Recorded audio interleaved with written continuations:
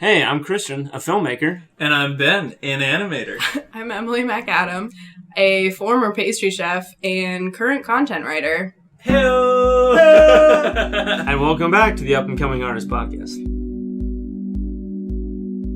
Hey, Christian, for once, we don't have an animator on the podcast. Whoa! Is that even possible? I know. Well, people have been asking me, like, I thought this was an animation podcast. I'm like, no, it's the Up and Coming Artist Podcast. We deny you! Exactly. And today, we have not only the literary arts, so like writing, but we also have the culinary arts, baking. Whoa! Hey-o! Welcome to the podcast, Emily. Thank you very much. Happy to be here. And sorry, you said that. No, I was gonna be stupid, as per usual. Let's move on. But that's an accurate description, right? Of like what you've done, writing, and then culinary arts in terms of like baking, right? Kind of been all over the map in food service, but most recently has been more specifically baking. And what were some of those other things in food? Well, it all started 7 years ago. I need like that harp, like. I was in college and trying to figure out a way to make a couple extra bucks. And I found out there was a baking shift in my school's cafeteria, but it was always, all the shifts were always already taken. And I was like, it's hard enough to get students to go to 8 a.m.s. I'm not sure who's getting up at 6 a.m. to do this baking. Yeah. I'm here and I want to do it and I can't. So I was a pizza maker and I did the salad bar and the sandwich station for, I think, maybe 2 semesters. And then I studied abroad. And that was an awesome food-related experience because I went to Italy.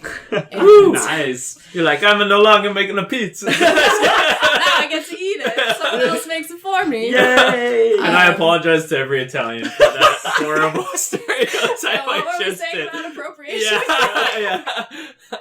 But that was really cool because it was kind of like my program was a little bit isolated in that we were in a small town where there were no college students because there was no actual Italian college in that town, so they had to all go somewhere else for that. But we ate our lunch and dinner too at a restaurant.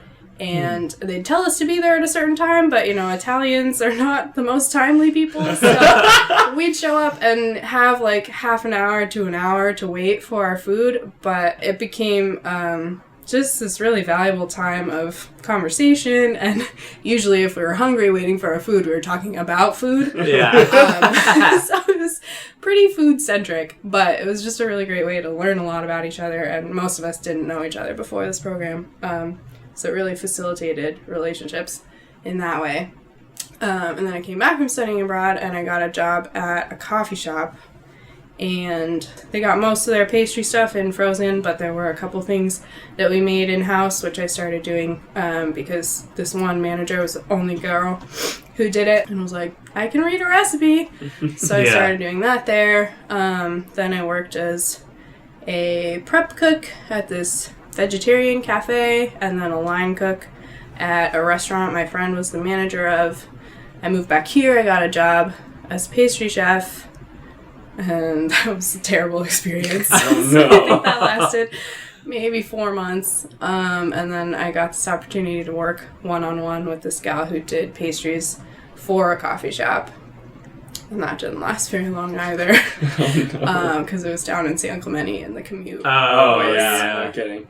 I had to start work at 4, so I was getting up at 3, and that's a no. Yeah, my most ideal job, I think, is a bread baker, but it's one of those things I will never actually do because those hours are so brutal. I just want it to be this idealized, I have this very romantic vision of what it must be like to be a bread baker, alone in the dead of night with your proofing loaves of bread, and just I know in reality it would be absolutely miserable, so I'm never actually going to do that because I have had to get up at 3 o'clock in the morning and I know it absolutely destroys you. Yeah. I just, could never reset to that kind of rhythm, so that didn't last long either.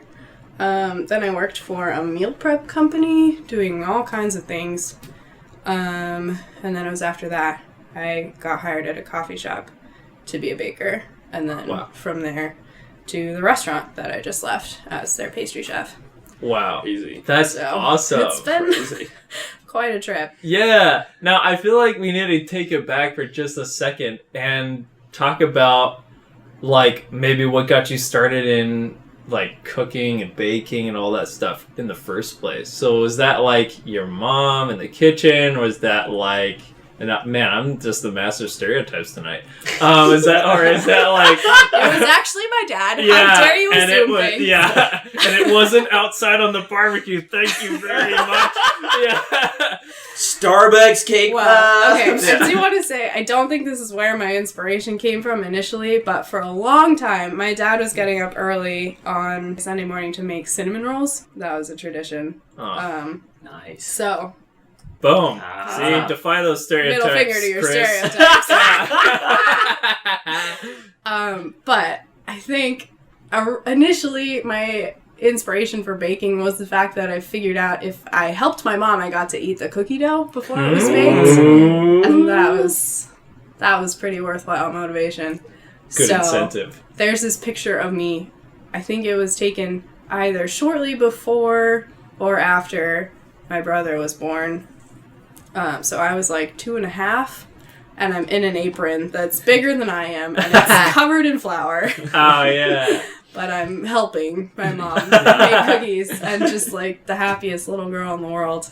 And then I think it was 2nd grade, I took a cooking class, and that is where I procured my now family famous apple pie recipe. Ooh. And from 2nd grade? Yeah. Oh. Wow. Prodigy. Family. Prodigy apple. What did you say? Almost 20 years at this point. Wow. That's crazy. What a story. Yeah, that's awesome. You should say that you like went out in the woods and like, you know, communed with nature to get that recipe. It was divinely inspired. Yeah. The story is a little less interesting. But after a few puffs of the peace pipe. Whoa!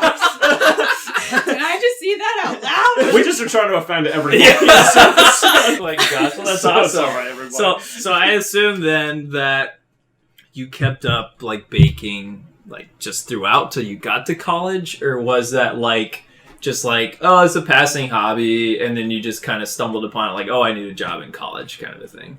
There was definitely, I don't know how consistent it was through like elementary school, middle school, but I definitely got more into it in high school, and then I had these 2 friends my junior year who were all about it. So we'd have canasta parties. Nice. So me and my neighbor and then these 2 girls would have these parties all the time, and apparently canasta goes hand in hand with scones and tea drinking, so we baked our own scones, and then that kind of spiraled into bigger projects like angel food cake, and so that was where I think it started getting experimental. Was that like you pulling from like a cookbook, or was this all like online, or was it literally just like you just figuring it out? At that point, my mom has a pretty significant stockpile of recipes, so at that point I think we were still mostly pulling from there, but the internet is a great resource. As I found out in this last job where there was no pastry chef before me, so it was literally like, here's our kitchen, create your own job. Wow. And it's a little intimidating at first until I realized that people don't create things in a vacuum, so I could find a recipe on the internet and try it out and then figure out how I could make it better. Mm-hmm. Yeah. That's awesome. So in terms of like creating your own job, they were calling you a pastry chef, right? Executive pastry chef. Whoa, man. Whoa. I had it embroidered on a coat and everything. Nice. Oh my gosh. Wow. So were you like making the menu items then in terms of what they offered as pastries? Yes. Wow. Whoa. That's bomb. That's super cool. That kind of leads into then like, did you just choose your favorite pastries, or did you try to pair it with the stuff that they already served there? They did have a few items on the dessert menu that they were making. They got some stuff in frozen as well. So I got rid of those things. It was, there was a lot of freedom to just say, like, hey, I want to try this. Let's see how it goes. I'd get suggestions from the owner of the restaurant, and my boss was like, I think it'd be cool if we had this. Figure it out. Yeah. All right, here we go. Google, go. Yeah. But also just me, like, hanging out on the America's Test Kitchen website. Like, oh, that sounds like fun. And the cool thing is, I didn't go to culinary school. I have no formal education in that field. So there were some things that I just didn't know were supposed to be difficult, so I tried them and it'd work, and it was great. Oh, nice. So, my boss went to culinary school, and he told me early on that he had tried creme brulee in the ovens at this location and just never got it to work. I was like, I've never made creme brulee in my life, but I'll give it a go, and it worked first try, so we put it on the menu. That's awesome. I feel like we have a whole story arc already. It's like the child apron from like 2 years old to like executive. Still absolutely clueless. But... Yeah. Aren't we all? No, maybe just me. I like to think that everybody's just faking it. Yeah. Yeah, I think that's true. It makes me feel a little less like a fraud. Yeah. So, as I well be as lying to myself. I lie to myself every day. I'm like, you're not that ugly. Hey, but man, I still am. do what you gotta do. It's okay. This is an audio-only podcast. Maybe we I have just to haven't take my said word. it enough times for it to be true yet. That's true. You never know. Or put Just any gotta effort keep on into going. looking good. You know what? I never thought of it until right now. But like, you know how like they're like, oh, don't make that weird face or it'll get stuck like that. What if you made a handsome face? You know, how can it never get stuck like that? I was actually gonna say, wow, we already got a story arc out of that, which is pretty impressive. But at the same time as all this is happening, you also went to school for writing, I believe, or English. Yes, English was my major. Gotcha. But I did get a concentration in creative writing. Nice. So, like, when did that become a part of your life? Like, what was the earliest memory you were like, I want to write stuff, or I want to read stuff, maybe? All right, this is also a funny early childhood. Yes. And I remember this very distinctly. There was this book. I can't tell you what about it appealed to me specifically, but I used to walk around the house pretending I could read it before I knew how to read because I wanted so badly to be able to read it. And I'm pretty sure I don't actually know what the book was. Like, once I was really hoping like it was going to be something. And that was the first lesson of disappointment. I had no actual interest in it. Yeah.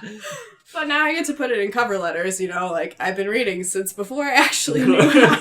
Impressive. So then from there, you started reading. Did you become an avid reader? Voraciously since I actually learned. Awesome. At your peak reading, what was the most books you ever read in a year? I've never kept track. But, you know, like the summer reading competitions at the library. And oh, yeah. Slap bracelets ahoy. Oh, yeah. Best prizes. Boom. So good. Well, cool. Was that your strongest, then, subject also in, like, elementary school, growing up? Was that kind of your thing? I mean, I scored perfect on the reading comprehension section of there the you SATs. go. Oh, my gosh. It was destined to be. So was it a pretty easy decision then when you came out of high school to be like, yeah, I want to major in English? Or was that like a up-in-the-air decision that you weren't sure about? I did go in undeclared. And then during orientation, they had major meetings. And all of us undeclared people got funneled into this lecture hall where basically they told us it was fine to not know what we wanted to do. And I was like, this is very not helpful for me. I want someone to help me decide what it is I want to do. So I actually got up and I found the communications majors meeting instead and sat in on that and found out that my school had some journalism classes, which I thought might be interesting. So I declared communications that day, but then when I sat down with the guy who was assigned to be my advisor, he told me that the 2 journalism classes that existed were moving to the English department. Aw. So I never actually took a single communications class. I declared communications in a day, but it took me more than a semester to undeclare communications and then declare English, because you only had to get one signature to sign up for a major initially, but then to transfer departments, it was like 7 of them. Yeah. Oh, jeez. So basically, people, make sure you I may have jumped the gun a little bit. Yeah. But then I got to say I excommunicated myself, which I thought was funny. I don't know if anyone else did. But, That's you know, awesome. you need those private jokes to keep you going. Yeah, dude. Well, especially too when, and we haven't said this yet, you didn't go to school in like your hometown. You went like across the country, basically, right? I did. It's on the North Shore of Massachusetts. Wowzers. It's a little bit different than... Yeah, no, this is a little off topic, but since I brought it up, was there like some cultural differences that you noticed, or was it pretty much the same, you know? Massachusetts drivers have a reputation for being terrible, so they call themselves massholes. But people in California, like, just growing up dealing with that much traffic all the time and everybody thinking that wherever they need to go is the most important thing and you better stay out of their way. It was like, you think you're so original, but this happens in other places too, so... That's crazy. Now, I wanted to go back for just a second and talk about, because you funneled it down to creative writing, and you were talking about journalism. So what is it about those areas of writing that kind of drew you to them? Honestly, I don't know what the draw to journalism was. I'd written a little bit for my high school's newspaper, and I did write a couple articles for my college newspaper. I think maybe I just wasn't really aware of what kind of possibilities there were out there for writers, so I didn't do any internships, which is kind of what set me back, I think, and made it easier to just keep pursuing food service than try and strike out in the writing direction. Even though Boston is kind of a hub for publishing, which, of course, I found out after I moved back. Oh, wait. I may have made a mistake. Yeah. But we have the internet, so you don't need those sticky summers, you know? That is true. You can do a lot of work from anywhere. And there's kind of no end to the possibilities that exist out there, which is pretty much what I've been learning since graduating, because it hasn't been like a bread and butter kind of job until now, but I have done a lot of writing in various capacities. Nice. What kinds of things? My roommate has a supplement company. Insert shameless True Wild plug here, because it's awesome. I've done Shout out. some writing for him. I used to be the front desk person at my gym, and I did a bunch of social media stuff. Then I met another guy through the gym who does marketing, and so I helped him out with some social media accounts for a while.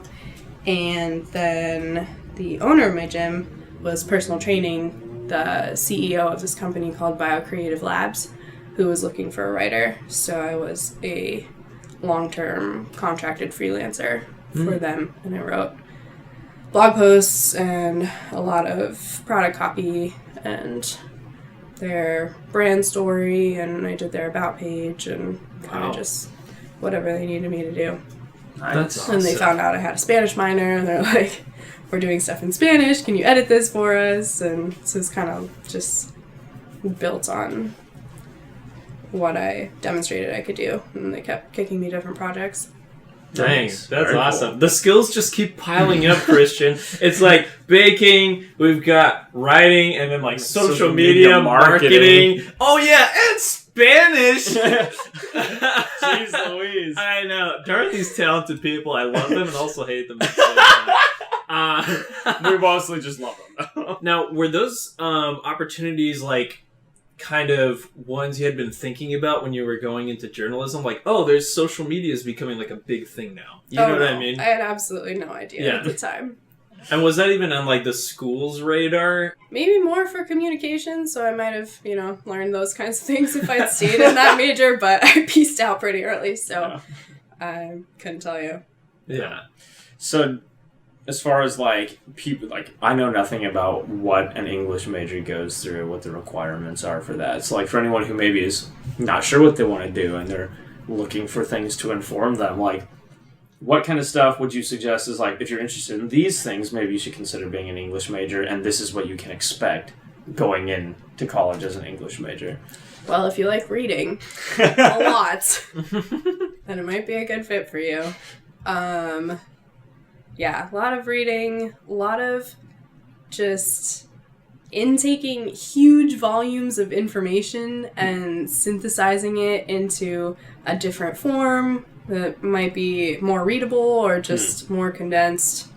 But also, I think critical thinking is a really valuable skill to bring into it, but also something you can definitely learn through it because it's so open-ended. It's not like math where it's this is the formula, plug the numbers in and get the right answer. Yeah. If you can argue a point and provide support for it, then it's valid. Gotcha. Which is great if you're coming to an essay exam kind of unprepared and they're explain the meaning of this quote. If you can back it up, then you're going to get the grade. Nice. But creative writing was a really fun concentration because I got to explore things like poetry, where I feel so out of my depth. And also I took a class on creative nonfiction, which is where I found out that not all nonfiction is biographies. Mm-hmm. And that was really fun to just explore writing about my own life, but in an artistic kind of way. Yeah, that's super awesome. So was that your favorite kind of writing that you did, or was there a specific area, even within creative writing, that you found yourself kind of drawn to? I've always been interested in poetry, but I think in the classroom setting, it's difficult because there's so much analysis that it almost kind of destroys the thing or reduces it to less than the sum of its parts. Yeah. Because you're just looking at it piecemeal, line by line. So that was kind of frustrating, I think, because sometimes you just want to enjoy it. Yeah. And not be breaking it apart to look for hidden meaning and the symbolism and this. It's it was beautiful before you pointed that out, and now it almost, not that math is not also beautiful. I have so much respect for the complexity of math and science and the more factual disciplines. But that's kind of there's some beauty in nonsense. Yeah. So it's almost I'd rather just enjoy it even if it doesn't make perfect sense. Yeah. Gotcha. But yeah, nonfiction. I had a fantastic professor for that class. So I think that's what really made it come alive for me. It's awesome. And so that's what kind of led you towards kind of the path that you've been pursuing since you got out of college. And also, I forgot a huge piece of my post-college writing experience. Before I moved home, I quit all my jobs and then went to visit my friend who was currently living in England at the time. I think she was over there for 3 months, and that was what sort of awakened my love of spontaneous travel, because we had talked about rough dates, and then I was looking at plane tickets one day, and they're selling out fast, and I was like, I'm gonna buy it. So I texted her and was like, hey, guess what, I'm coming, and she's like, we didn't talk about this.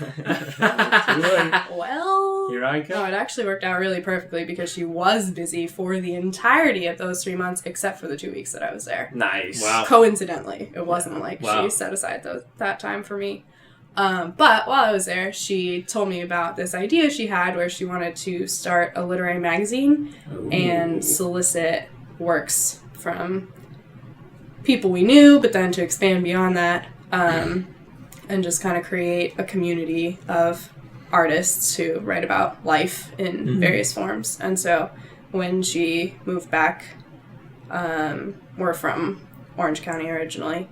She started what became known as Whilst Magazine. Ooh, shout out! nice. Yeah. Our website is down right now, but she brought me on as an editor along with a friend she met in college, who is actually my coworker now. Nice. Whoa. Yeah. So Very it's cool. kind of full Awesome. circle. Yeah. But that's a cool resume addition. Yeah, no, that's super And just a awesome. cool life experience, you know? Yeah, just being on the editing side and getting to interact with the authors. And I actually wrote a couple times myself. And then we also started a blog on that same platform. That was kind of a cool outlet to explore more creative nonfiction and just different forms and share awesome. life experience that way. That's awesome. Super Yeah, I great. think that's super cool too to like, you know, you have a passion for something and then you work at it in all these different areas and then like getting to do it with like people that you care about. You know what I mean? Like, and then having a platform to be able to share it. I think that, you know, it's like the epitome of what you want to do with the arts. At least what I want to do with the arts, you know? Yeah, That's sure. awesome. So now we'd be remiss if we don't talk about your new job that you like just got. Hey-o. So let's talk about that I for don't a know, second. is it too soon? You might jinx it. I'm only a week in here. I am a content writer for a company called... I don't know if I should say that on the podcast. I'm a content writer for an unnamed company. Shout out to the unnamed company. And so, what is that content? Can you talk about that? Well, I think it's kind of not an entry-level position, but kind of just a way to get your foot in the door. So I'm on the marketing team, and my friend got hired to the same position 3 years ago, and she's now, I think her working title is digital media specialist. Nice. So she has expanded into much more social media, and she works a lot on our different ads across the different platforms. But she also got really into graphic design because she started creating her own illustrations for her blog posts. Oh, nice. Oh, nice. So I think it's a really versatile kind of role where you can just explore different facets of marketing, which is such a huge sphere, and just see what really fits your strengths and interests you as something you want to grow in. That's great. Awesome. Yeah, super awesome. So, your whole life has been baking and writing, or reading, I guess, and writing combined. When are those two gonna come together? Christian is slowly holding his own hand. His fingers are coming slowly. It's a very sad, lonely thing that's happening, but you get Funny the you point. should ask, because I think I explained this to a friend of mine definitely more than 2 years ago now, but for a long time I have wanted to start a food blog, but it's a very saturated environment, and so I felt like I needed to figure out what I could contribute that was new. Yeah. And then it's probably largely due to that creative nonfiction class. I wrote an essay that kind of framed significant moments of my life with food. And my professor told me she had a friend who majored in English and then went to culinary school and became a food writer. And I didn't really know what that meant at the time. I think that essay and that interaction, and then just having this desire to put that kind of content into the space, but wanting it to be meaningful, where a lot of people post recipes and they'll just like talk about something funny that happened in their day, or like give their opinion on the last episode of The Bachelor, and like, not that some people aren't there for that kind of content, but it's kind of disjointed. Like it doesn't necessarily have to do with the recipe at all, and so a lot of people will just skip it over. Where I wanted to find a way to kind of marry the two so that they interact with each other and enrich each other instead of just being like two completely separate things. They're like forced together. Right. Like my fingers coming together. Just like that. So the idea that I came up with was talking to people I know about their favorite recipes and soliciting those if they're willing to contribute them. And then maybe kind of, I've been really active in the health and fitness space for a while now, so I was thinking about maybe developing a healthier version of that recipe as well as providing the original. But the point being to share somebody's story and have them tell me why that recipe means so much to them, because usually people love these foods because of the memories they attach to them. Gotcha. So in that way, to kind of bring storytelling and food together and just provide Do you see that content that makes sense together. Nice. Yeah, do you see that as kind of like where you would, your trajectory of where you would like to end up eventually? Maybe on a larger scale. Yeah, like I've been down the listening road. to a lot of podcasts, which is a really interesting platform for this. I'm not sure it's the most effective, but I stumbled onto this one. I'm not really sure how. It was called The Special.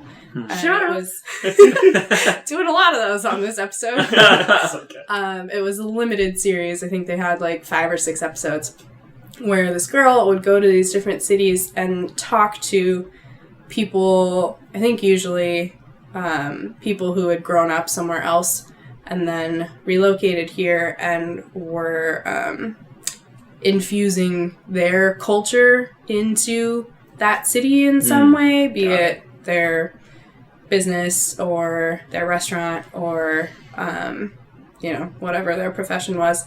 And then to bring them all together to a restaurant at the end and have everyone share a meal after she'd explored their individual facets, then kind of put them all in conversation together. And that really, I think, sparked an interest in just the way that food generates conversation and people gather around it, but it isn't, not so much in American culture, but in other cultures, it's not about the food. It's about the community around the food.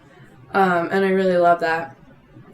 And I have experienced it as well. When I moved back, I started a new gym and just like immediately fell into this group of people, and all of them, with the exception of me, were born in countries outside the US. And so we'd work out together and then we'd go get food together, and it was just like whatever we ended up talking about, we had this diverse range of perspectives just because we'd all come from such different places.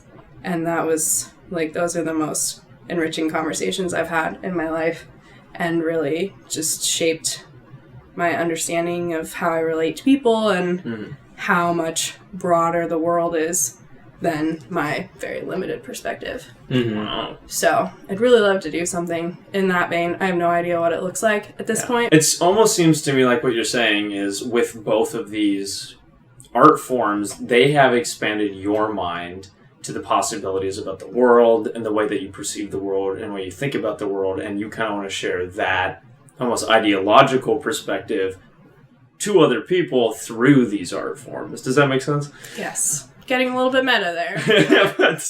I think you're on something. Let's say it again, but as a haiku this time, and we got Okay, no, just kidding. here, I'll use my fingers. The principles of English majors at work, right? Yeah. Take the concept and distill it down to something you can present to the masses. Yeah, that's super cool. That's what I was going to say, too. I'm glad you brought it up. It's kind of like, your time in Italy, and like talking before you had the meal, it was more important than like eating. But when you're in Italy, it's important to eat. Yeah, really I'm not And saying when that. you're really, really hungry, I wouldn't say you're thinking that the conversation is more important than the food. But that's what I think is interesting about that creative writing and eating satisfy so many areas of life that we need. Like food, obviously, you need to live, but you also have like, the emotional connection with like people you're eating with. There's also the aesthetics of food. There's also the aesthetics of writing, and also the ideological side of writing. So it's like the mind, like the heart, and like the body are all being fed by like these two kinds of art forms, which is why I think it's super awesome to like, you know what I mean, like that you boiling it all down, you know. It's, I don't even know how to end that sentence. Someone's been smoking the peace pipe. But he did throw a food metaphor in the end there. Boom, So. feeds you. Yes. No. Okay, but. Not to turn it into individualism now, after we just talked about the importance of other people and, like, getting together. Community above all else. Above all else. I feel like we'd be remiss if we didn't ask these questions. Okay, like, favorite food, and then favorite book. Ooh. I feel like I should have expected this walking in, but... I saved it for the end. I still feel completely blindsided.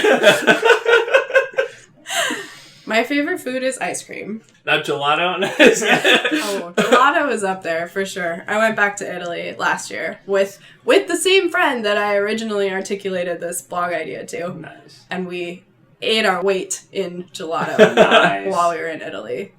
And that's awesome. It was a very, very excellent 10 days. Okay, my favorite food is ice cream, and that's a fun thing to say as a pastry chef because I have never made ice cream in the professional setting. Nice. So people are always like, what's your favorite thing to eat? I'm like, something I didn't make. Wait, is there a favorite kind of ice cream? Because there's a lot of ice cream out there. There's a lot of ice cream out there. Usually something with chocolate or coffee. Ooh, yeah. But I don't, like, chocolate shavings are fine, but I don't like big things in it, like nuts, or I've never been a fan of Rocky Road. Oh, yeah, whole Reese's. Yeah, mini Reese's. It's a little overpowering. But now we gotta get to the literary arts here. Favorite book. Favorite book. Why'd you say that so muted? This is the kind of question that you start talking about reading and everyone immediately gravitates to. And it's also the kind of question, like, if we were having a discussion about books, I would have no trouble being like, I love this one, I love this one, I love this one. Oh my gosh, this one, you have to read this one. But as soon as someone asks you that very pointed question, it's like, someone took an eraser to my brain and there's nothing left in it right now. So, to combat this problem, I started keeping a list on my phone. Nice. Oh, genius. So I'm actually prepared for this now. Oh. My favorite book ever is The Princess Bride. Yeah! She named her horse. Yes. I love that book. So good. But I think what makes it so good is that I had already seen the movie by the time I read it, and the author also wrote the screenplay, so some of the dialogue is the exact same, and the casting for the movie is just so excellent that you can go back to the book and read those characters in their actual voices, and just, like, even though the book has more content than the movie does, you can just picture them doing all of the things because you already have such strong visuals of them as characters that just... Most of the time, I get frustrated with book to movie adaptations because it's just like, that's not how I pictured them in my head. But it works for The Princess Bride. Nice. That is a solid choice. Wow, what a time. From Baby in an Apron to the next best food writer. That's a lot of pressure. She did have executive on her apron. Dude, that's true. I have the jacket to prove it. Yeah. That's awesome. Well, like we talked about community and sharing your work out there. Where can people go to check out your writing and possibly your baking, or writing about your baking? And my hands are coming together just like Chris. Oh, no, please don't. That was a poor choice. Well, I would say whilstmagazine.com, but it's currently defunct. So. Well, with how often our podcasts come out, it'll be like a year from now, so it'll probably be up by then. I am pretty private on social media at this point in time, but with this new job, I'm hoping to have more time to actually start pursuing things with the energy that I'm not expending by waking up very early in the morning. So I do actually have the blog. It just doesn't have anything on it at this point in time. But again, maybe by the time this podcast comes out, I will have gotten it started. So that is withhoneyandlemon.blogspot.com.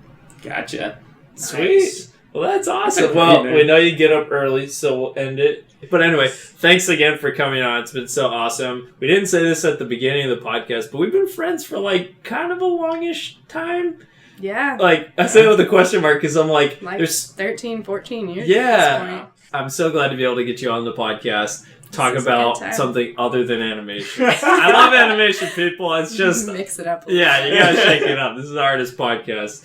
And Christian, how should we end the podcast? It's over. Could drop in my favorite literary quote real quick. Oh yeah. Oh yeah, go for it. It's from Alice's Adventures in Wonderland.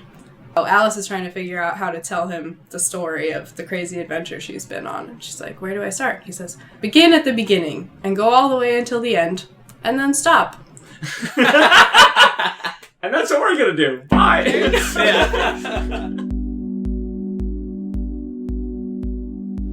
Oh man, it's that time again. The podcast wrap up. Ben here, everybody, and I just want to thank everyone for listening to this episode, and I want to thank our special guest, Emily Macadam, for coming on. It was super good to talk with her, and like we said at the end there, we've been friends for a long time, so it's always just good to hang out with old friends, catch up, and hear about the awesome stuff they've been doing while we haven't been hanging out. But I'm glad we were able to hang out, and I think what's cool about this episode too is the connection of writing and food to people, that getting together with others and sharing those life experiences is really what's important in all these different areas that we talked about in this episode.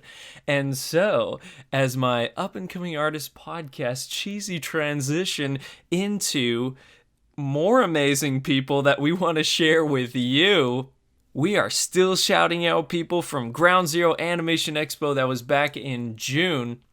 Feels like forever ago. And by the time this episode comes out, it probably was forever ago. But we are still shouting out amazing, amazing artists. So if you go onto our Instagram, that's Up and Coming Artist Podcast, you can check out 3D animation with Drew's sketchbook. Drew's a good friend of mine. Check out his 3D animation, guys. Continuing on, we've got singing and acting with Miss Autumn Moray. And if you guys want the correct spelling of all of these, go on to our Instagram, Up and Coming Artist Podcast. Keeping going, we got storyboarding with @almeow_, animation with @BellaDrawson, storyboarding with Buddha Panda. And you guys really got to check out his self-portrait that we put on the Up and Coming Artist podcast page. It's amazing. And then we also have, for visual development and background painting, we have @PurplePlumTree. And really check out her work. We promoted a four-spread visual development piece that she had done, kind of a mood board of a background environment. And it is really stunning. We also have comics and character design by @DressDoodles, Dresden, Dresdoodles, DRES. Once again, go to the Instagram to check these out. For animation, we have Delaney Ollie, and character animation by @DiamondJ96. And background and animation by @mcecil_art. So everyone, please go check out these artists. Christian and I had a blast meeting them at Ground Zero Animation Expo. And I gotta say, just like we talked about in this podcast, the important thing with all of these events that are coming up, there's Lightbox coming up for everyone who's in animation, might know about that. CTN is, of course, after that. People are what's really important. It's fun to buy prints. I have a whole wall of them, which you guys can't see because this is a audio only podcast, but people really are what's important. And that's why we want to promote you guys on the show. And we'll continue to shout out people that Christian and I have met at Ground Zero on the podcast and on our Instagram. And just as an aside, I gotta say, I was just at the OC Zine Fest. Woo! Shout out. Shout out to I think it's the Anaheim Public Library. Sorry if I'm getting that wrong. But there were some amazing artists there. I have been to CTN. I have been to Designer Con. I have been to so many fantastic events with fantastic people. But I gotta say that everyone at the OC Zine Fest was just stunning. It was absolutely incredible. 3 floors of artists and tables everywhere. I just had such a blast. Shout out to, there was friends who have been on the podcast before, Miguel Baltazar, Joel Zamudio, Daniel Jungenberg, many other great artists were there. So check out their work online as well as you're on Instagram. And while you're on Instagram, check out the people that I just shouted out. Amazing animation, illustration, visual development, storyboarding type work going on over there. And and in whatever area of art you're in, from me, and though Christian's not here, I want to say everyone who's on the podcast, but like really it's just me and Christian, and right now it's just me, so it's kind of lame. In whatever area of art you're in, keep on creating.